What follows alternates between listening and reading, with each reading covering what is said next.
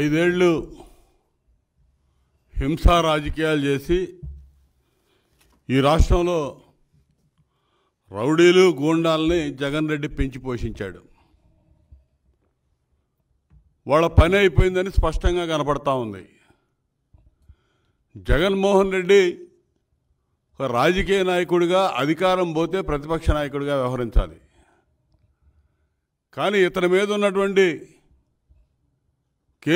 Case విచారణలు మొదలైతే శాశ్వతంగా జైలుకు పోతాడు.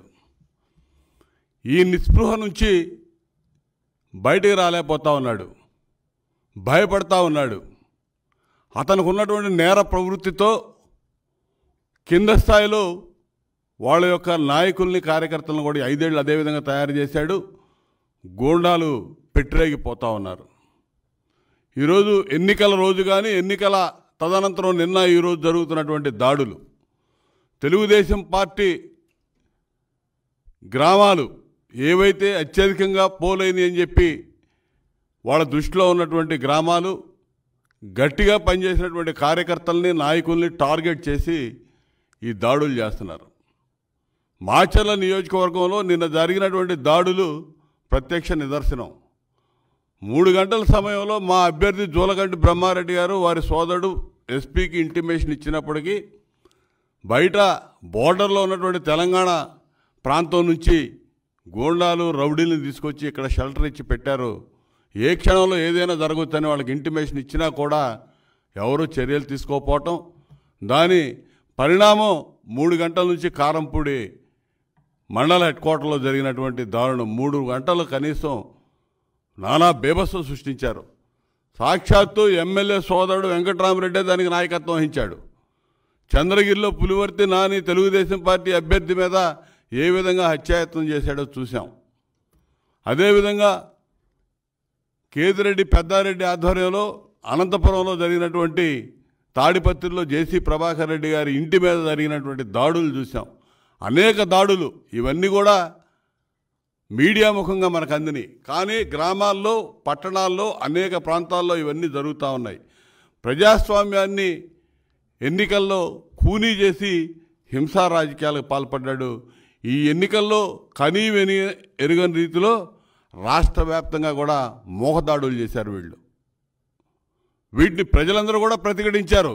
వీళ్ళు ఎన్ని చేసినా ప్రజలు ప్రతిఘటించారు. ఎప్పుడూ లేని విధంగా ఊళ్ళకి ఊళ్ళే కదిలొచ్చినాయి. బయట ఊళ్ళల్లో ఉన్న వాళ్ళందరూ కూడా ఎన్నికల్లో పాల్గొని ఈ ప్రభుత్వాన్ని పారదోలటానికి ఎంతో ఉత్సాహాన్ని కనబరిచారు. అది చూసి తట్టుకోలేకపోతా ఉన్నాడు. ఈ రోజున వాళ్ళకి ఎక్కడ కనపడతా ఉంది, ఏం కనపడతా ఉందో అర్థం కావట్లా. శ్రీకృష్ణ జన్మస్థానం కనపడతా ఉంది వీళ్ళకి. జైలు గుర్తొస్తూ ఉంది జగన్మోహన్ రెడ్డికి. అయితే లండన్ వెళ్ళిపోబోతా ఉన్నాడు.